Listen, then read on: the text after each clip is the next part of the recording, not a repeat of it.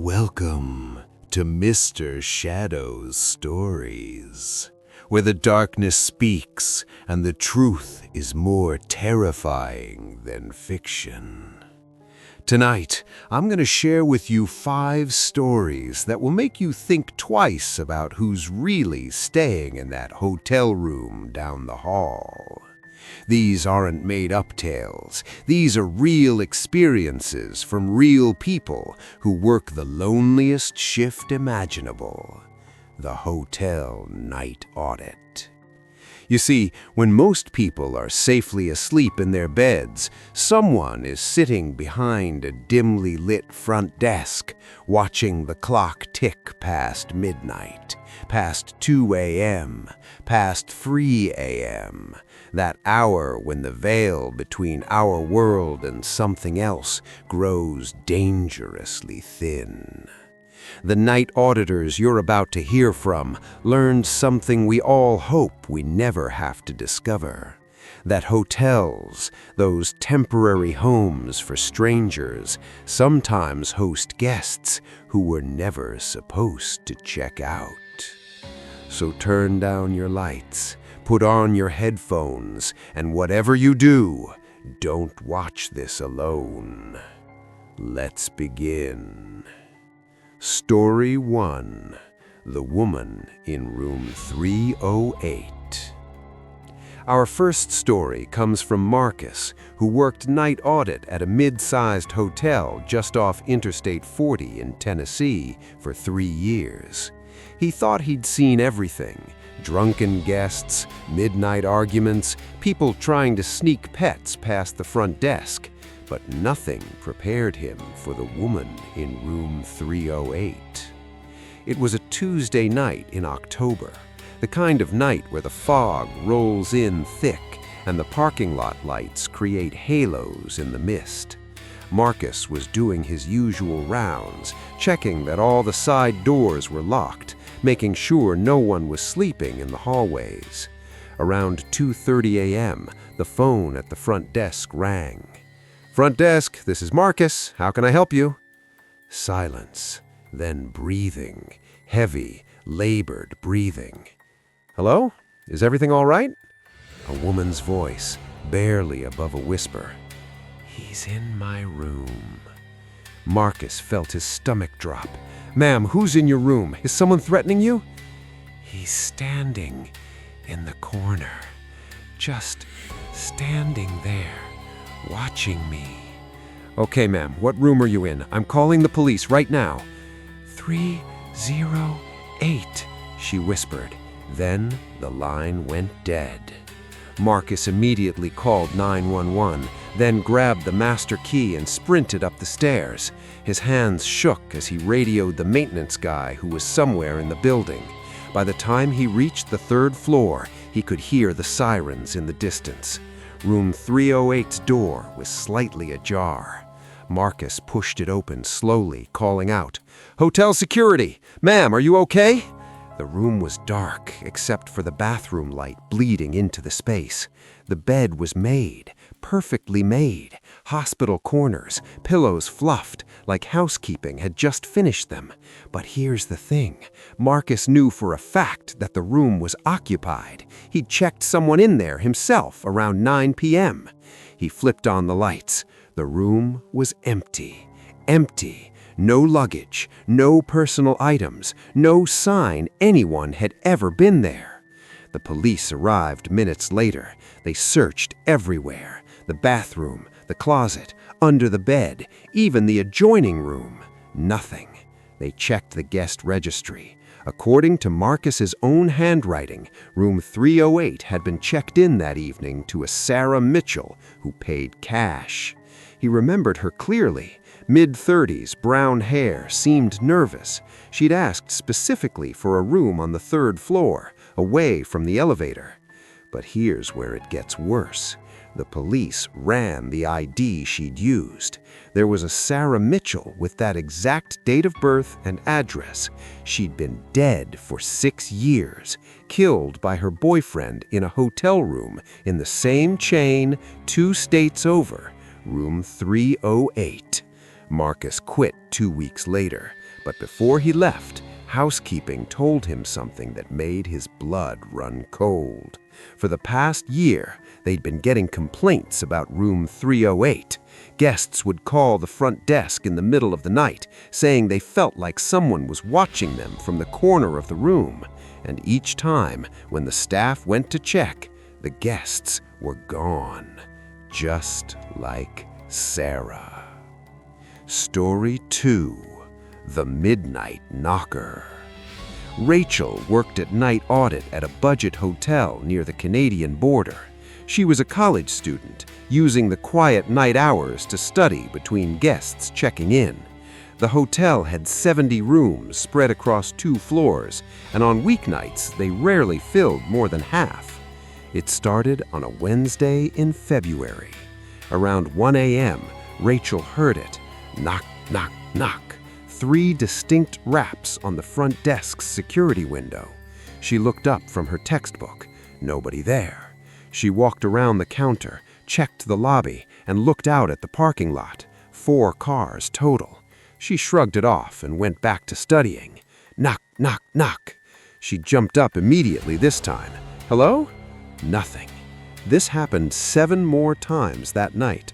Always 3 knocks. Always when she was alone in the lobby. Never anyone there. The next night, same thing. Knock, knock, knock. But this time, Rachel was ready. She had her phone camera pointed at the door.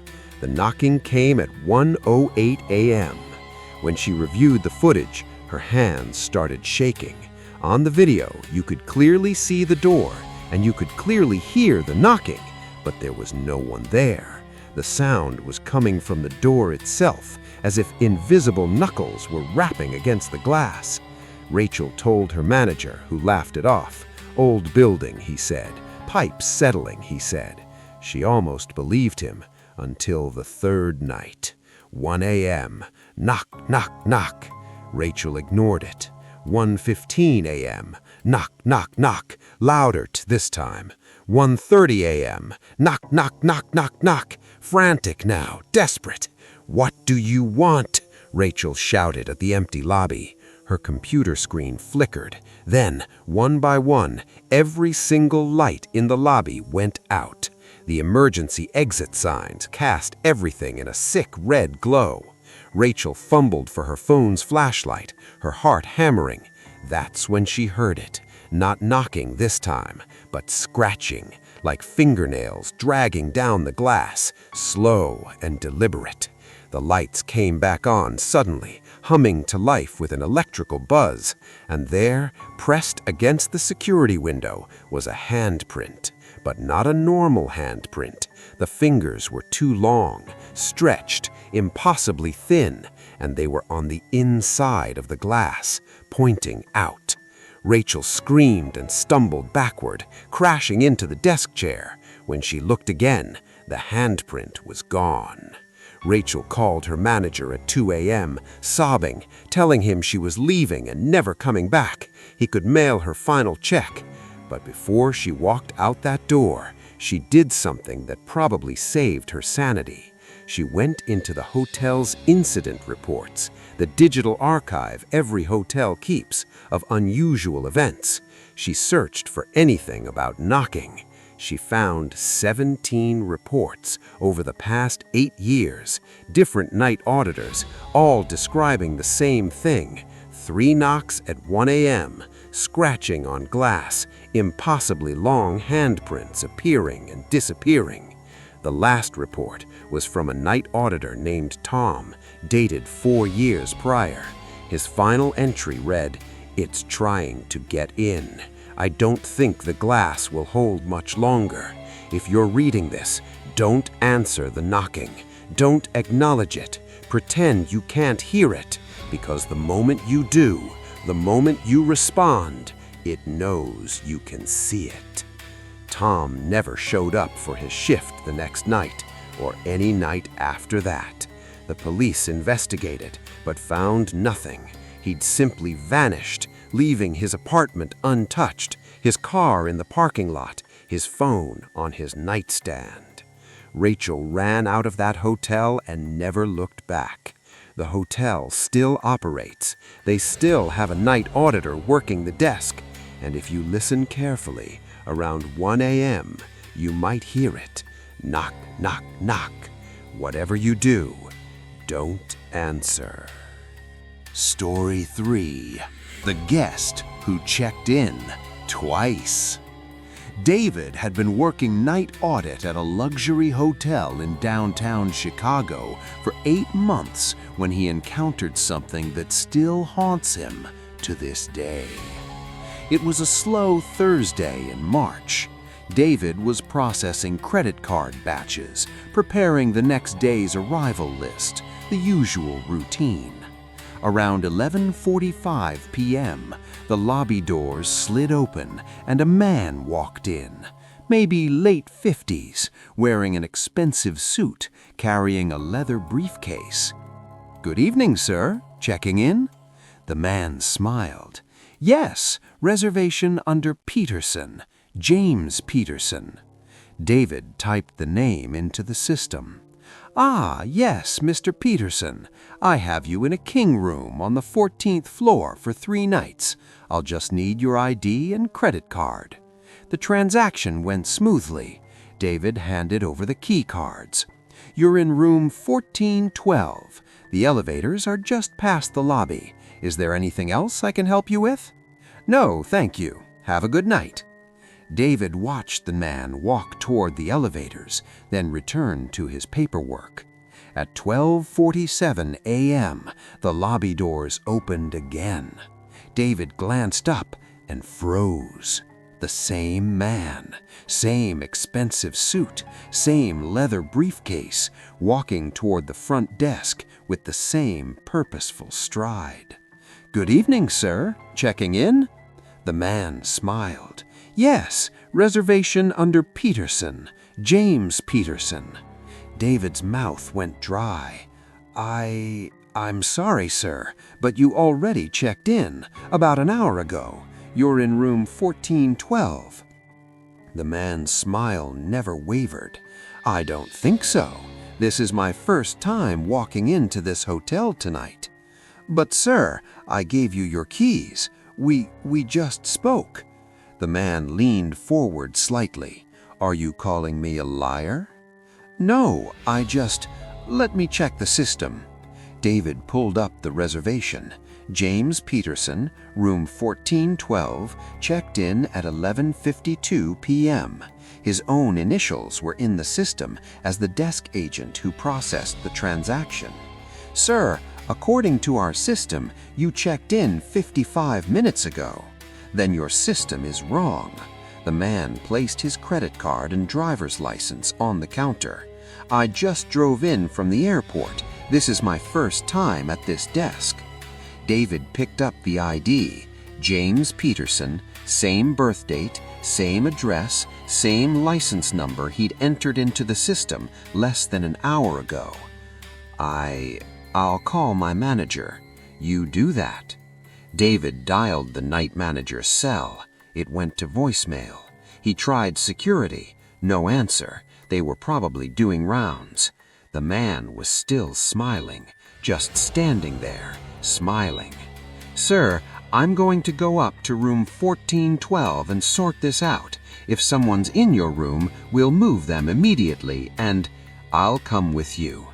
David really didn't want that, but he couldn't think of a good reason to refuse. They took the elevator in silence. David's mind was racing. Had he made a mistake? Had he checked in the wrong person? Was there another James Peterson? They reached the 14th floor. The hallway was dead quiet, that eerie hotel silence where you can hear the ice machine humming 3 doors down. Room 1412. David knocked. "Hotel security, Mr. Peterson, are you in there?" No answer. He knocked again, louder. "Mr. Peterson?" Nothing. David looked at the man standing beside him, still smiling. "I'm going to open the door, sir." He used his master key. The lock clicked. The door swung open, and there, sitting on the edge of the bed, wearing the same expensive suit, carrying the same leather briefcase, was James Peterson. He looked up at them and smiled. David's brain couldn't process it. Two identical men, down to the graying hair at the temples, the small scar above the left eyebrow, the gold watch on the right wrist. The Peterson in the room stood up. "Can I help you?" The Peterson in the hallway walked past David into the room. The two Petersons stood face to face, identical mirrors of each other. David stumbled backward into the hallway. Both Petersons turned to look at him, speaking in perfect unison. "Thank you for your help. We'll take it from here." The door closed. David stood in that hallway for a full minute, shaking, before his legs finally agreed to move. He ran to the elevator, jabbed at the lobby button 17 times, and when he got back to the front desk, he immediately called the police. 2 officers arrived within 20 minutes. David explained everything, and to his relief, they didn't laugh him off. They went up to room 1412. The room was empty, bed perfectly made, no luggage, no briefcases, no sign anyone had ever been there. But here's the thing that makes David wake up sweating to this day. When they checked the security footage, it showed James Peterson checking in at 11:52 p.m. and then at 12:47 a.m. the footage showed James Peterson checking in again. 2 separate timestamps, the same man wearing the same clothes, saying the same words. And when the police tried to contact James Peterson using the phone number from the reservation, the number didn't exist. The credit card transaction had vanished from the system. The driver's license he shown was a fake. That license number belonged to a man who died in 1987. David quit 3 days later, but sometimes, late at night, he wonders what would have happened if he'd stayed in that room. What were those 2 things going to do once the door closed? He's glad he never found out. Not every hotel horror story involves guests. Sometimes the building itself is the problem.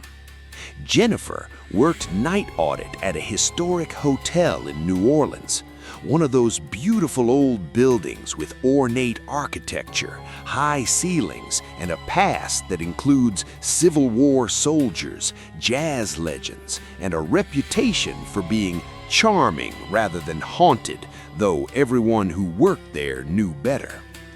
Part of Jennifer's nightly duties included checking the basement.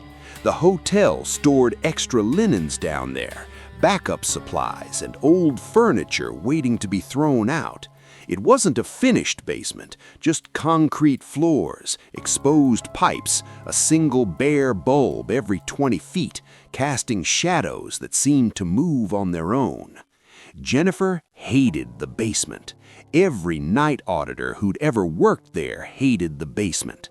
But hotel policy said someone had to check it once per shift to make sure no homeless people had snuck in through the old delivery entrance, which didn't lock properly no matter how many times maintenance fixed it. On this particular night, a humid Tuesday in July, Jennifer made her basement run at 3 a.m., the witching hour, when even the French Quarter outside had finally gone quiet. She propped open the basement door with a doorstop. She learned early on never to let that door close behind her. The lock was old and temperamental, and the last thing she wanted was to be trapped down there, pounding on the door, praying someone would hear her. She clicked on her flashlight and started down the stairs. The basement was divided into sections by thick brick walls, remnants of the building's original structure from the 1840s. Storage room, boiler room, old laundry room that hadn't been used in decades, and at the very back, a section the staff called the pit, a room with a floor that dipped down about 4 feet lower than the rest of the basement. Nobody knew why it had been built that way. Some said it was an old cistern. Others claimed it had been used for storage during Prohibition. Jennifer did her usual sweep. Storage room clear, boiler room clear, old laundry room clear. She was about to head back when she heard it. Singing. Faint, barely audible, but definitely singing. A woman's voice, soft and sad, coming from the pit. Jennifer's blood went ice cold. "Hello? Someone down here?" The singing stopped. "This is hotel staff. The basement is off limits to guests." Silence. Then, "Help me." The voice was clearer now, desperate, terrified. Every instinct in Jennifer's body screamed at her to run. But what if someone was actually hurt down there? What if a guest had wandered down and gotten injured? She moved toward the pit, her flashlight beam cutting through the darkness. "Where are you? Keep talking so I can find you." "I'm here, in the pit. Please, he's coming back." Jennifer reached the edge where the floor dropped down. She shone her light into the pit. Empty, just cracked concrete and puddles of stagnant water. "I don't see anyone. Where?" A hand grabbed her ankle. Jennifer screamed and yanked her leg back, stumbling away from the pit. She spun around, flashlight wild, illuminating the space behind her. A woman stood there, soaking wet, her hair plastered to her face, water dripping from her tattered dress onto the floor. Her skin was pale, almost gray. Her eyes were wrong, too dark, like empty sockets. "You heard me. You can help me," the woman whispered. Who are you?" "He pushed me, down there, in 1952. I've been here ever since, waiting, listening. Nobody ever hears me, but you did." Jennifer backed toward the stairs, her heart trying to break through her ribcage. "I just want to leave. I just want to go home. But I need... The woman's face contorted, twisted, and became something else entirely. Her mouth opened too wide, impossibly wide, and from deep in her throat came a sound that wasn't human, a wet, gurgling howl that echoed through the basement. Jennifer ran. She hit the stairs at full speed, taking them 3 at a time, and when she burst through the door into the well-lit hotel corridor, she slammed it behind her and leaned against it, sobbing. The door shook, 3 heavy thuds, like someone or something was pounding on it from the other side. Then silence. Jennifer quit the next day, but before she left, she did some research on the hotel's history. She found a newspaper article from 1953. A young woman named Catherine Morrison had disappeared while staying at the hotel. She'd last been seen going down to the basement with a male guest. The man was questioned, but never charged. Catherine's body was never found. The hotel sealed off the pit in 1987 after 3 different night shift workers reported hearing singing from the basement. They filled it in with concrete, built a wall in front of it, and pretended that section didn't exist. But sometimes maintenance workers still report hearing it. A woman's voice, muffled now, coming from behind the wall, singing, waiting, hoping someone will hear. Story number 5, The Last Guest. Our final story comes from Kevin, who worked night audit at a small hotel right off Route 66 in Arizona. 20 rooms, family-owned, the kind of place where the same guests came back year after year on their cross-country road trips. Kevin liked the job. It was quiet, predictable. Most nights he'd watch movies on his laptop, maybe chat with the occasional late-night arrival. But one night in November changed everything. The hotel was dead, only 3 rooms occupied. Kevin was watching a documentary when the bell on the front desk dinged. An old man stood there, 80s, maybe 90s, leaning heavily on a cane. His clothes were outdated, a brown suit that looked like it belonged in a 1940s movie, a fedora, even spectator shoes. "Evening," said Kevin. "Checking in?" The old man nodded slowly. "Just need a room for the night. Tomorrow's a big day." "Of course, I'll just need an ID and credit card, or cash if you prefer." The man reached into his jacket and pulled out a worn leather wallet. He handed Kevin a $20 bill, old style. Kevin had never seen anything like it except in history books. Sir, rooms are $89 a night." The old man looked confused. "89? That's robbery. These rooms were always $2. Kevin smiled politely. "Maybe back in the day, but that was a long time ago." "Not so long," the old man muttered. He pulled out more bills, all of them old-style currency, and handed Kevin a stack. "This should cover it." Kevin didn't know what to do. The money looked real but ancient. Still, the old man seemed harmless, just confused. Kevin made a decision. "You know what, sir? We have a special tonight. $20 is fine. Let me get you a key." He assigned the man to room 7, ground floor, with easy access. "What's your name, sir, for our records?" "Harold Winslow." Kevin typed it in. "And Mr. Winslow, what brings you through town?" The old man smiled for the first time. "I'm going home. Finally, after all these years, going home." "That's nice, sir. Room 7 is just down the walkway. Do you need help with luggage?" "No luggage. Won't need it where I'm going." The old man shuffled toward the door, then paused. "Thank you, son. You're a kind person. That will be remembered." Kevin watched him disappear into the night. Around 4 a.m., Kevin decided to do a walk around the property. As he passed room 7, he noticed the Do Not Disturb sign wasn't on the door, and the curtain was open. He could see inside. The bed was still made, lights off, no sign anyone was in there. He knocked gently. "Mr. Winslow? Just checking that everything's okay." No answer. Kevin used his master key and opened the door. The room was exactly as housekeeping had left it. Bed made, no luggage, bathroom untouched. The only thing out of place was sitting on the nightstand, the old man's fedora and cane. But no old man. Kevin searched everywhere, called out, checked the bathroom, the closet, and even looked under the bed. Nothing. Confused and now slightly worried, Kevin went back to the front desk and called the local police non-emergency line. He explained the situation. Elderly guest checked in, now missing, might be confused or disoriented. 2 officers arrived within 30 minutes. They searched the property and checked the surrounding area. Nothing. One of the officers asked to see the registration. Kevin pulled up Harold Winslow's information on the computer.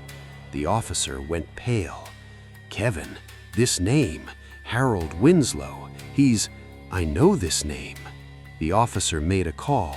20 minutes later, a detective arrived. She listened to Kevin's story, then showed him something on her phone, a newspaper article from 1948. "Local man dies in Route 66 accident.